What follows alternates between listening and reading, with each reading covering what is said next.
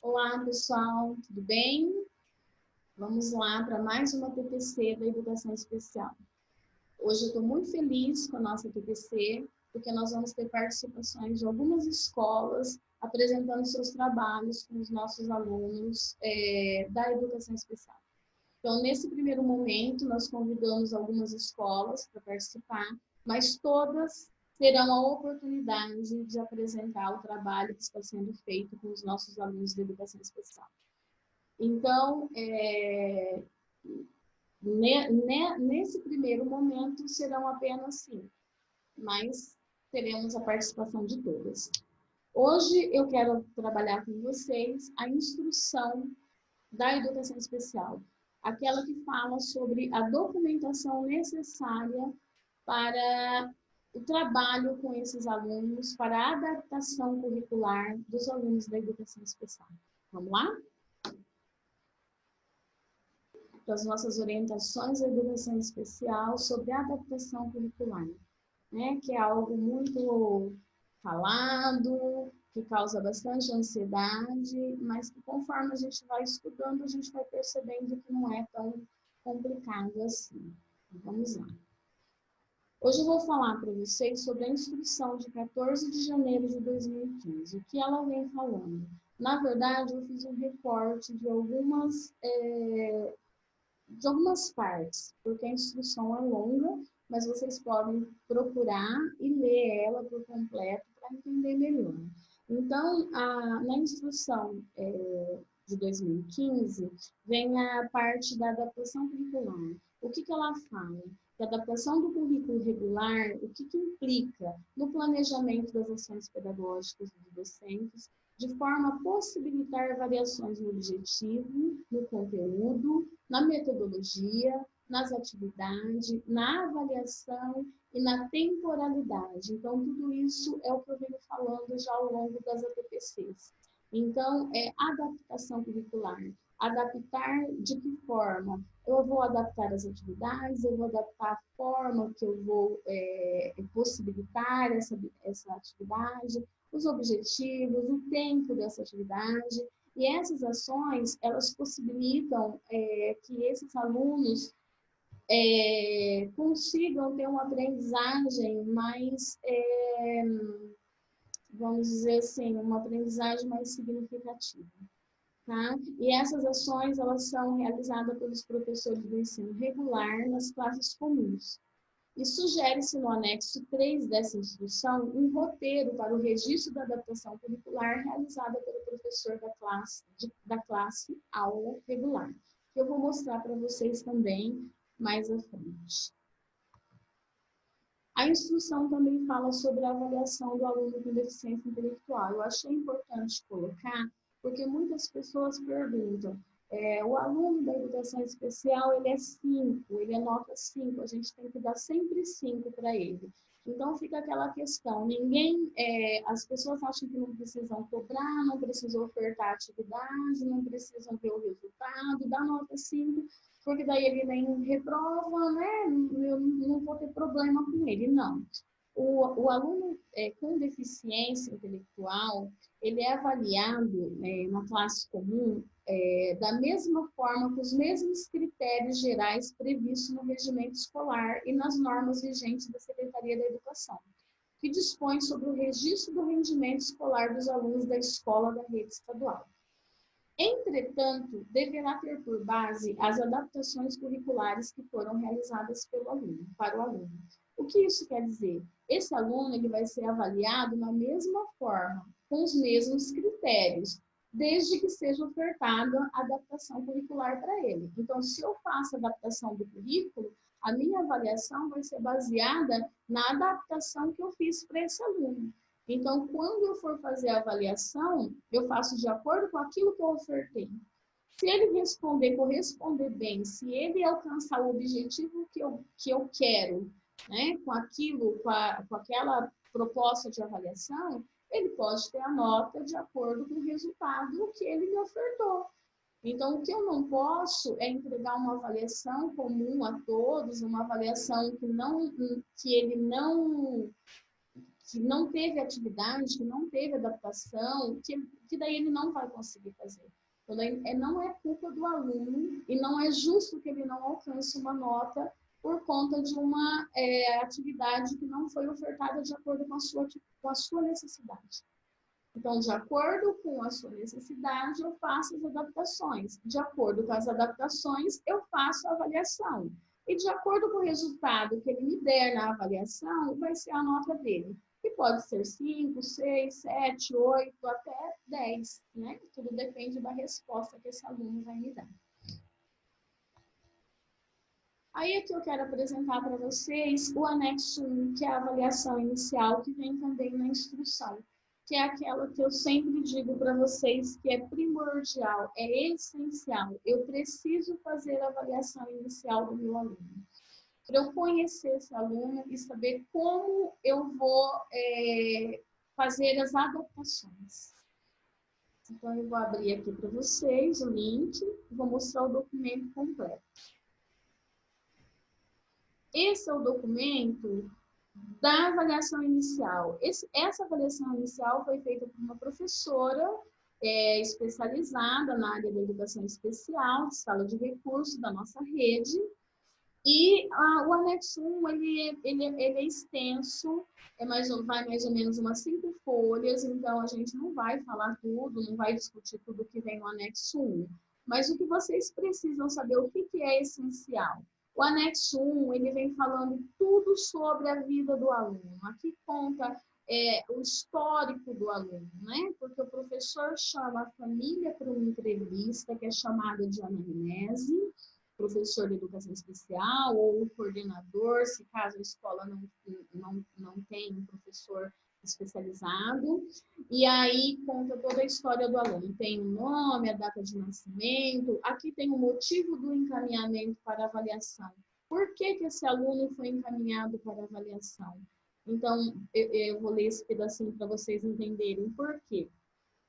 Porque aqui diz que esse aluno apresenta extrema dificuldade na construção do seu processo de aprendizagem, possui uma atenção comprometida, não consegue envolver-se em atividades que requerem mínimo de concentração, não consegue realizar atividades básicas de sala de aula, em termos do processo de alfabetização, e encontra-se na fase silábica, não tem autonomia. Então, é um aluno do 7º ano que encontra-se na fase silábica. Então, quando eu vejo uma situação dessa, eu imagino já que não é algo comum. Então, eu encaminho para essa professora da sala de recursos fazer essa avaliação. E aqui vem todo o histórico do aluno, né? Vem a descrição dele. Aqui vai falar o relacionamento dele com a família, o relacionamento, a expectativa que a família tem em relação ao futuro dele. Geralmente a família, a expectativa da família é sempre que aprenda a ler. Mas algumas têm, no caso, essa daqui fala que gostaria que ele tivesse autonomia. E porque ele não tem, sempre precisa que alguém faça as coisas por ele. Então, tem o antecedente de atendimento escolar, onde ele estudou, tem o antecedente de atendimentos clínicos, por exemplo, se essa criança, se esse aluno passou por avaliação neurológica, psiquiátrica, se passou por APAE, se passou por psicólogo, por todos os clínicos. Então, aqui eu vou ficar sabendo por onde ele passou, se ele estudou em escola especial ou não, ou se nunca participou de nada. Tem o relacionamento desse aluno com a escola, o relacionamento com o grupo social.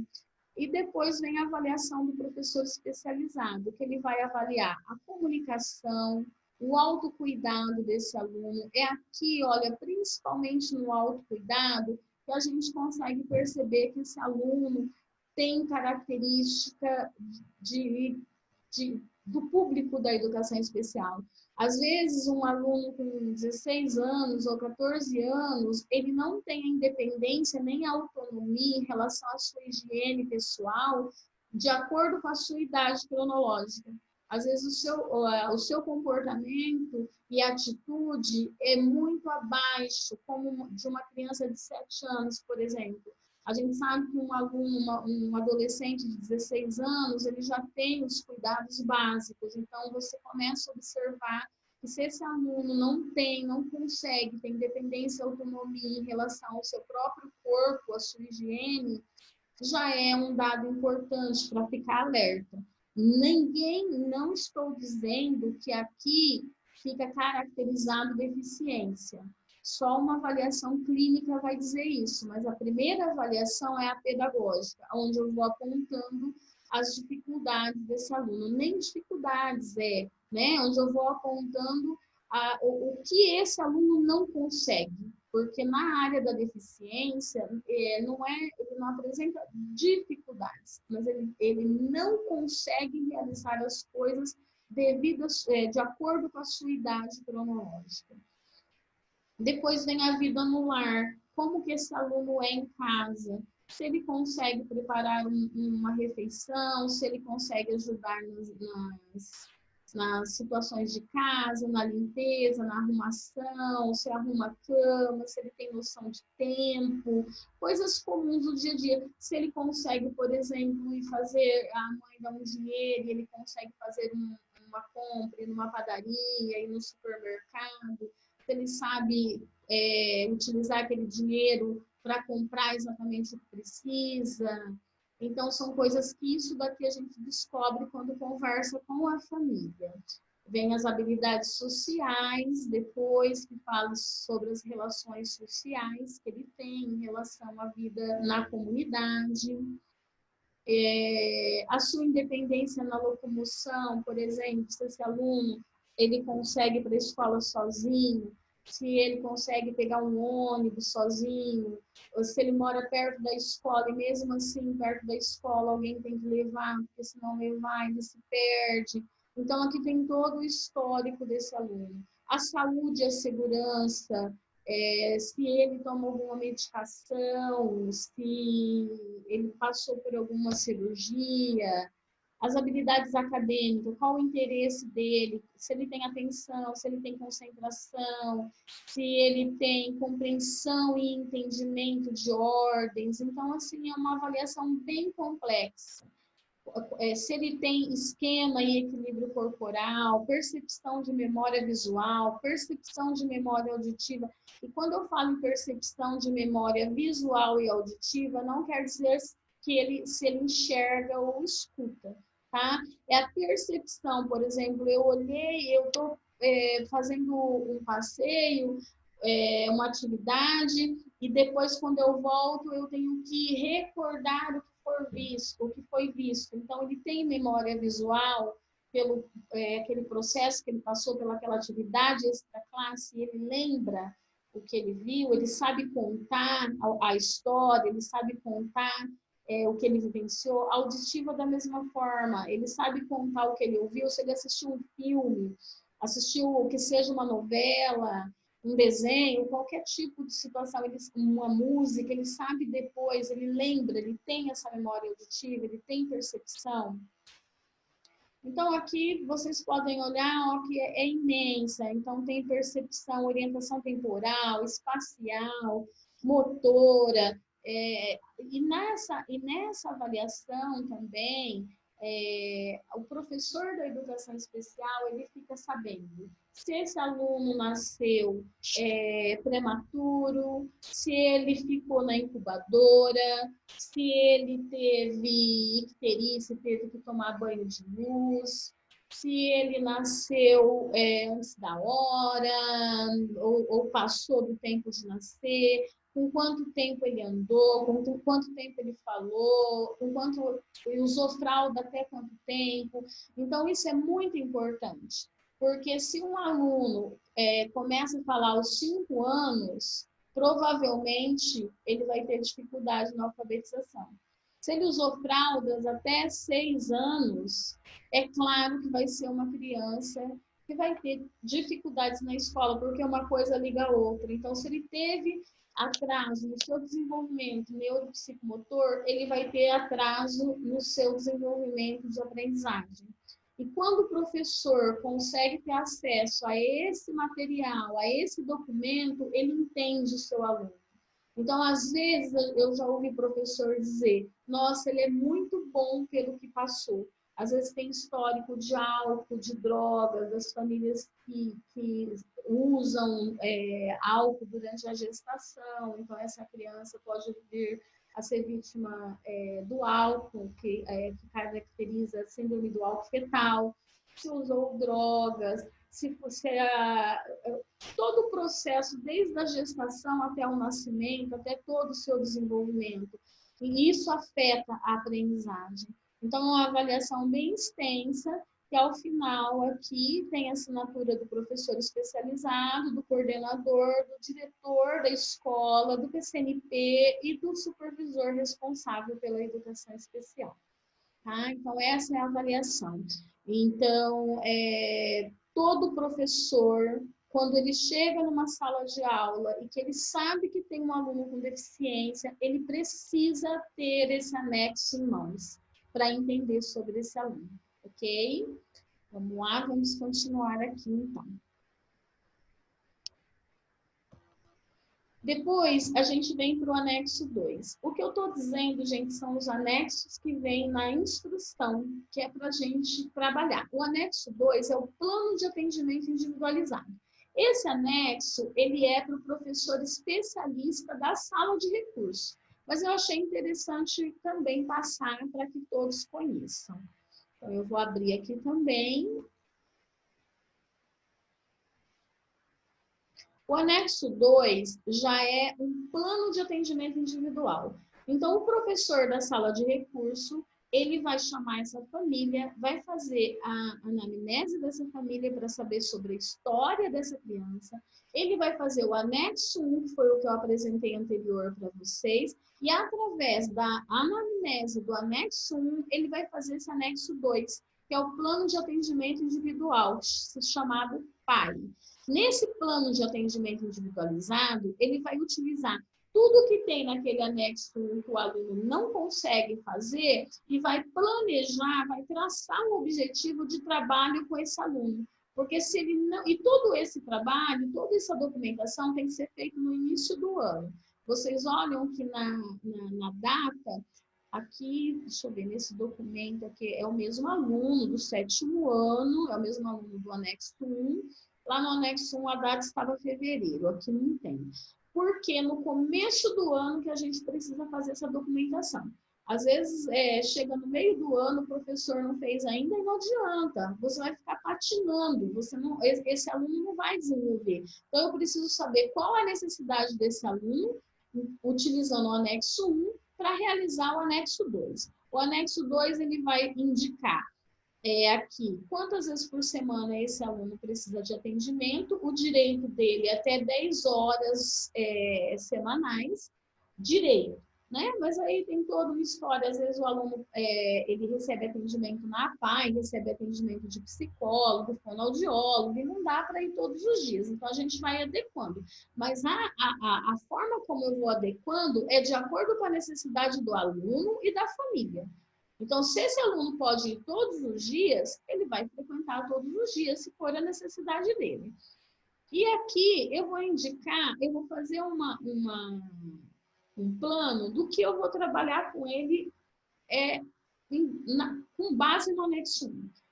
Então, tudo que ele não conhece, eu vou fazer o plano traçando o meu objetivo. Então, eu vou traçar o objetivo que ele, vamos supor, nesse daqui, ó, nesse anexo feito pela mesma professora. Ela colocou que ela vai trabalhar, que ele identifique as letras do alfabeto, que ele distingue diferentes tipos de letra, que ele escreva o primeiro nome, que ele compare e ordene coleções pela quantidade até 10. Então, assim, ela olhou o histórico dele e viu as necessidades. Então, ela vai trabalhar em cima disso. A descrição das habilidades que ela vai desenvolver na sala de recurso de curto, médio e longo prazo. Por que curto, médio e longo prazo? A curto prazo, o que eu desejo que ele alcance? A curto prazo, aquilo que pode ser feito rápido. Então, vamos supor que esse aluno ele não consegue ficar na sala de aula. Ele pede para sair toda hora para ir ao banheiro, toda hora para ir ao banheiro. Então, a curto prazo, eu quero que isso seja resolvido. Então, isso já é um objetivo. Curto prazo, eu quero que ele pare, eu quero pôr um tempo e os horários para ele sair para o banheiro. A médio prazo, eu quero que ele aprenda a escrever o nome dele. E a longo prazo, o que eu espero? Longo prazo é muita coisa, né? A gente tem muita coisa que acontece a longo prazo. Então, eu preciso identificar, porque se eu não tiver objetivo, se eu não traçar o objetivo, eu não chego a lugar algum. Então, isso aqui é um documento do professor da sala de recursos, que o professor da sala comum pode ter acesso também, se assim ele quiser e se interessar. Porque é importante saber como está sendo o trabalho da sala de recursos. Aqui vem as estratégias e atividades, o que esse professor utilizou para trabalhar tudo isso, né? O que ele fez? Ele utilizou livros, revistas, computador, jogos, massa de modelar, jogos diversos, figuras, fotos, tudo que ele utilizou, todo o material que ele utilizou, todos os recursos ele vai descrever aqui. Tá? Então, esse é o plano do professor da sala de recursos. Vamos lá. Próximo. E aqui vem o anexo 3, que é a adaptação curricular, que é voltado para o professor da sala comum. Então, eu acredito que todos já conhecem, a gente já vem falando sobre isso há bastante tempo, mas é sempre bom a gente voltar, né? Porque às vezes perde alguma coisinha, então vamos lá, vamos abrir aqui o anexo 3. O anexo 3, ele é simples, mesmo assim a gente vê que ainda tem algumas dificuldades no entendimento, mas ele não é complicado. O que acontece? O anexo 3 é como se fosse um plano de aula para o meu aluno com deficiência. E cada deficiência tem um anexo, tá, pessoal? Eu acabei esquecendo de falar. Todos esses anexos que eu estou mostrando é da deficiência intelectual. Mas a deficiência visual tem um anexo, a deficiência auditiva tem outro anexo, a deficiência física e o autismo, todos têm um tipo de documento, então eu não posso usar o mesmo para todos. E isso vocês vão encontrar na instrução que eu acabei de colocar aqui para vocês, que é de janeiro de 2015. E na resolução da educação especial, toda escola tem. Então, se eu tenho um aluno com autismo, eu não vou usar o mesmo anexo.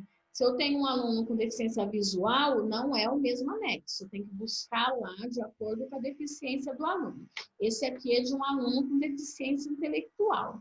Então, aqui o registro da adaptação curricular. Ela vem para nós como elaboração semanal. Então, a gente acabou fazendo uma adaptação até para o professor se apropriar disso, entender, conseguir realizar, para depois a gente ir fazendo de acordo, né? E vamos dizer assim, colocando num tempo menor e organizando melhor essa situação. Então, aqui ela fala, a identificação do aluno, eu vou colocar, é um plano. Esse anexo 3, ele precisa ser feito anterior à atividade, não é depois, tá? É anterior. Então, eu vou pôr o nome do aluno, a série, a data de nascimento, o nome do professor, a disciplina e o período. Aqui eu vou descrever qual a expectativa de aprendizagem trabalhada na aula. Então, o que eu vou trabalhar na sala de aula? Nessa série, tá? Nesse ano, qual vai ser? Depois, embaixo, está escrito assim, qual a expectativa para o aluno com deficiência intelectual? Isso daqui vocês vão ver depois, eu estou mostrando o documento, mas depois na apresentação das escolas vocês vão conseguir entender melhor. Essa expectativa com o aluno com deficiência, o que eu vou fazer? Eu vou olhar a expectativa trabalhada na aula para todos os alunos, conhecendo o meu aluno com deficiência, após estudar o anexo 1, eu vou conseguir saber o que é daquilo ali que é apresentado para a sala, o que esse aluno meu consegue fazer. Se eu tenho 3 situações para ser trabalhada, mas ele só consegue fazer uma, ele vai fazer uma.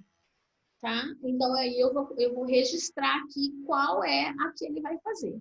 E aqui embaixo, a estratégia de atividade trabalhada na aula. Qual foi a estratégia que você utilizou nessa aula?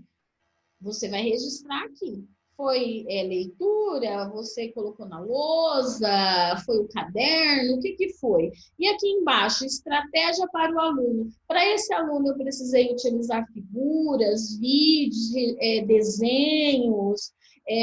Foi oralmente, ele não conseguiu escrever porque ele tem problema motor, mas ele falou para mim e eu registrei. Então, é aqui que vocês vão colocar qual estratégia você utilizou para esse aluno.